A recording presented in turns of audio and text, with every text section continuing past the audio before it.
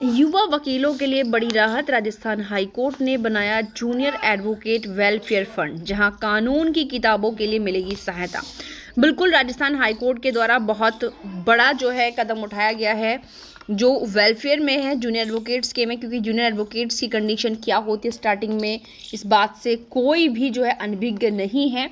क्योंकि मिलने की बात तो बहुत दूर है, उन्हें स्टार्टिंग में अपनी जेब से भी पैसा लगाना पड़ता है, जिसका एक ही निष्कर्ष निकलकर सामने आता है कि वही व्यक्ति एडवोकेसी कर सकता है जो कैसे हो, आर्थिक रूप से बिल्कुल संपन्न हो। अगर किसी की इकोनॉमिक कंडीशन कमज़ोर है तो ये आप भूल जाइए कि आप एडवोकेसी कर पाएंगे, क्योंकि स्टार्टिंग में आपको अपनी जेब से भी किराया, अपनी पॉकेट से भी किराया देना पड़ सकता है। ये बात आप भली भांति समझ लीजिएगा, ठीक है। यहाँ पर इसी उसमें काफ़ी आपने देखा होगा कि सुप्रीम कोर्ट के डिसीजन के बाद यहाँ पर जो आपके ग्रामीण क्षेत्रों के एडवोकेट्स के लिए जो है आपका 15,000, और जो आपके अर्बन एरियाज़ के एडवोकेट्स हैं उनके लिए 20,000 वाली बात जो है आपकी लोकसभा में प्रस्तुत हो चुकी है, वो सारी चीज़ें। तो यहाँ पर लेकिन ये राजस्थान हाईकोर्ट ने अलग से चीज़ें की हैं, वो किस लिए कि युवा एडवोकेट्स के बुक्स के लिए और जो लीगल एक्सपेंसेस हैं उनके लिए यहाँ पर बात की गई है। तो आइए देखते हैं। राजस्थान हाईकोर्ट ने प्रथम पीढ़ी के युवा वकीलों की समस्याओं को गंभीरता से लेते हुए एक अहम पहल की है। यहाँ पर देखिए क्या कि जो जूनियर एडवोकेट हैं उनके लिए वेलफेयर फंड का गठन का निर्देश दिया, जिसके माध्यम से क्या होगा, कम एज और सीमित अनुभव वाले जो एडवोकेट हैं उनके कानून की किताबें खरीदने के लिए उनको आर्थिक सहायता प्रदान की जाएगी। यह आदेश जो है जस्टिस अनूप कुमार ढांड की पीठ ने पारित किया है, ठीक है। यहाँ पर देखिए क्या कहना है कोर्ट का कि जो प्रथम पीढ़ी के एडवोकेट होते हैं जिन्होंने अपनी एडवोकेसी अभी शुरू की है, उनके सामने अपनी प्रैक्टिस को स्थापित करने में बहुत सी जो गंभीर आर्थिक और व्यावसायिक चुनौतियां हैं उनका सामना करना पड़ता है। उनके पास ना तो पारिवारिक पृष्ठभूमि का सहारा होता है, ना पर्याप्त संसाधन होते हैं। कई वकील प्रैक्टिस शुरू करने के बाद भी फैमिली पर डिपेंड रहते हैं, बिल्कुल, क्योंकि उन्हें इनकम होती नहीं है। अपना कचहरी तक जाने का किराया और अपने अदर जो बुक्स वगैरह का एक्सपेंसेस है वो कहाँ से वहन करेंगे। जबकि कुछ क्या करते हैं, आर्थिक दबाव के कारण पैसा छोड़ने को विवश हो जाते हैं। मतलब जिनकी फैमिली ठीक है वो फैमिली पर डिपेंड रहेंगे, और जिनके पास कुछ भी नहीं है उनको मजबूरी बस ये फील्ड छोड़ना पड़ेगा।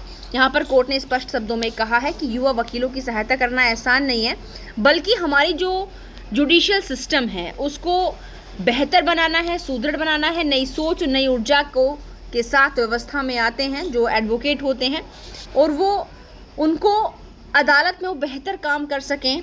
लेकिन जब वो उपेक्षित महसूस करते हो तो पूरी व्यवस्था कमज़ोर हो जाती है, क्योंकि जब उन्हें उनके खर्चों के लिए चीज़ें नहीं मिलेंगी तो कहीं ना कहीं वो जिस एनर्जी के साथ अपना काम करना चाहेंगे उस एनर्जी के साथ वो काम नहीं कर पाएंगे, उस मोटिवेशन के साथ वो काम नहीं कर पाएंगे। और देखिए इतना ही नहीं, यहाँ पर यह बात भी कही है बेंच ने कि युवा वकीलों को यहाँ तक कि कोर्ट परिसर में बैठने और फाइल तैयार करने के लिए भी अप्रोप्रिएट जगह नहीं है। गलियारों में खड़े होकर वो काम करने के लिए मजबूर हो जाते हैं। और इसके बाद ही यहाँ पर देखिए जो कोर्ट है उन्होंने बार काउंसिल और जो बार एसोसिएशन है उनकी भूमिका को महत्वपूर्ण बताते हुए कहा कि वे प्रशिक्षण कार्यक्रम, विधिक अध्ययन और डिजिटल शिक्षण साधन उपलब्ध कराएं। ये काम उनकी रिस्पॉन्सिबिलिटी है, बार काउंसिल और बार एसोसिएशन की। और यहाँ पर कोर्ट ने राजस्थान हाईकोर्ट बार एसोसिएशन के अध्यक्ष और जो सचिव हैं उनको निर्देश दिया कि जूनियर एडवोकेट वेलफेयर फंड के नाम से अलग खाता खोला जाए।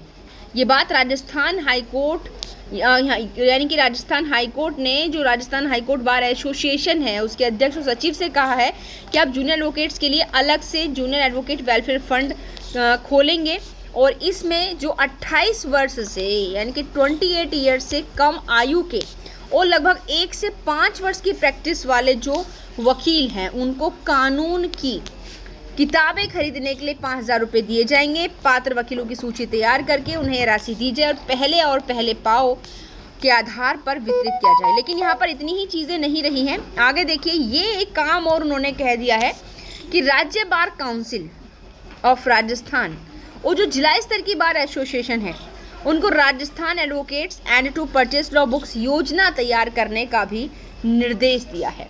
और उसके पश्चात यहाँ पर अब क्या होगा, एक और चीज़ आप यहाँ से ध्यान से सुनिएगा। सभी को डायरेक्शन दिया इन्होंने कि योजना के तहत गठित क्रय समिति पात्र वकीलों को एक मुश्त 5,000 रुपये देगा सहायता प्राप्त करने वाले एडवोकेट्स को 1 मंथ, यानी कि जब उनको ये 5,000 रुपये मिलेंगे उसके विद इन 1 मंथ उन्हें कानून की पुस्तकों की रसीद प्रस्तुत करनी होगी।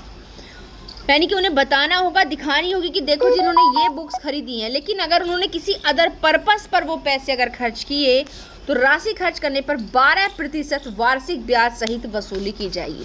तो भाई ये बुक्स आपको केवल आपके विधि के क्षेत्र में आगे बढ़ने के लिए हैं, उसी की रिगार्डिंग आप खर्च करेंगे। अगर आपने अदर पर्पस से खर्च किए यानी कि आपको रसीद दिखानी होगी। अगर आपने अदर पर्पस से खर्च कर दिए तो आपसे ही इतने पैसे सहित 12% वार्षिक ब्याज के साथ वसूला जाएगा।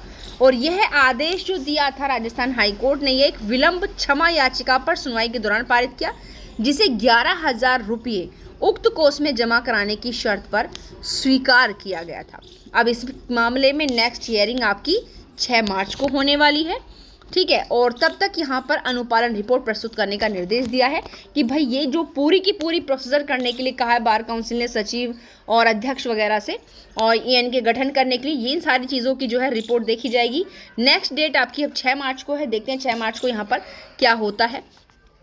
तो यहाँ पर देखिए, अब आप लोग मुझे कमेंट बॉक्स में कमेंट करके बताएंगे कि जिस तरीके से राजस्थान हाईकोर्ट के द्वारा स्ट्रिक्टली ये चीज़ें एनफोर्स की गई हैं, लागू की गई हैं, क्या हर स्टेट के अंदर स्टेट के हाई कोर्ट के द्वारा स्टेट का जो मतलब जो हाई कोर्ट होता है उसके अंदर जो जूनियर एडवोकेट्स हैं और जो आपकी जिला बार एसोसिएशंस होती हैं उनमें जो एडवोकेट्स हैं सभी के लिए इस प्रकार की योजनाएं मैंडेटरी लागू की जानी चाहिए। आपका इस पर क्या विचार है कमेंट बॉक्स में कमेंट करके ज़रूर बताएं।